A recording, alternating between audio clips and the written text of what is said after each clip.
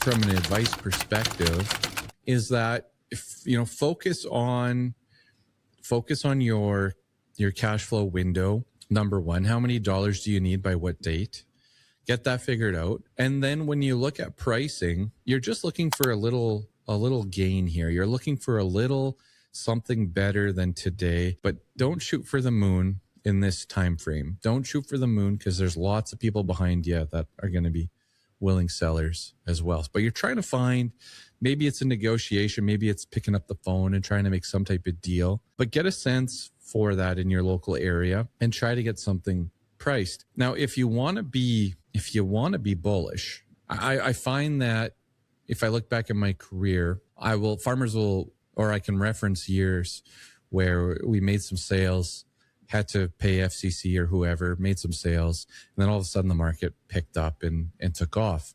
Majority of the time that was in the spring when the markets woke up and took off, and that's pretty normal as well. And so if you want to stay bullish, by all means you can, but you're going to want to look at a strategy into the spring and into the summer that allows weather and a growing cycle to influence price direction. Don't get me wrong. In some environments, buying a call option today could yield nothing. I could argue that you may want to sell calls in this environment from a strategy perspective, but anything can happen in the growing season. Anything can happen with geopolitical events. It could be negative, but it could also be positive. You do see markets climb in the spring, and you do see that remorse. Oh, I had to put money in the bank and I sold it for this when it's now this. There are ways to participate. I will say, though, if you want to really open up your flexibility, again, just focusing on this winter, opening up that brokerage account and just separating out those decisions. It's really difficult. A great example this week, but this is the quick picture here, and then we'll get to Tony. The picture of, okay, I need to generate X amount of dollars by this date, so I need to physically have this grain gone.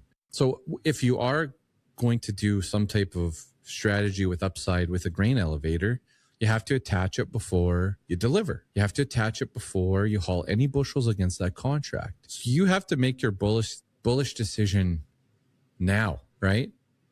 And so what ends up happening is you end up paying for time, and you end up not being able to time when you want to buy that asset or participate in that strategy. Like, you're just forced to do it because you want to physically haul this stuff so that you can cash the check and pay the bills. So it becomes very condensed. So like I would say today, like there's nothing today that tells me, except for maybe where we're sitting in the charts, but to buy this market on this Wednesday, to be aggressive and be bullish now. Like there's nothing that points to me today for that. But yet if you are in the situation where you're dealing with a line company and you have to do it before you deliver, you may be forced to buy your bullish position now. And then what happens if canola, heaven forbid, goes from 600 to 550?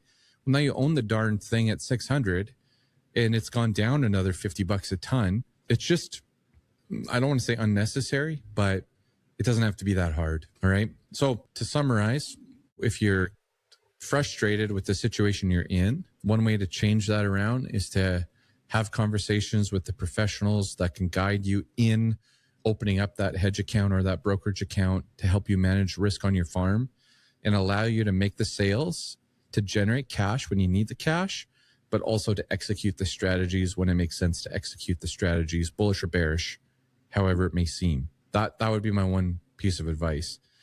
To me, if you want to move the grain now and stay bullish, I get it. And I understand you're stuck in one decision in a tight, narrow window, and you may just have to do it, but you're taking more risk on by doing that. You're getting into a market that may not be giving you the signals to get in at this time. All right. So tough marketing window ahead of us, the toughest of the year. It doesn't get any worse than this for me, folks. You'd say, well, Ryan, how about moving stuff off combine? Usually in that environment, you're getting more bushels, or there's some price advantage you're trying to figure out. Like moving a bunch of wheat for $7.50 off combine this year, we're trying to sort that out. I still have no regrets on that decision. Wheat's long gone.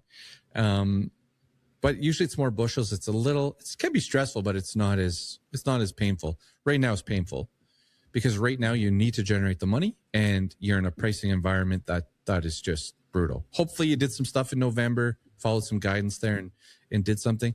If you didn't, it's a tough window ahead. There are solutions out there, but you're going to have to do your homework.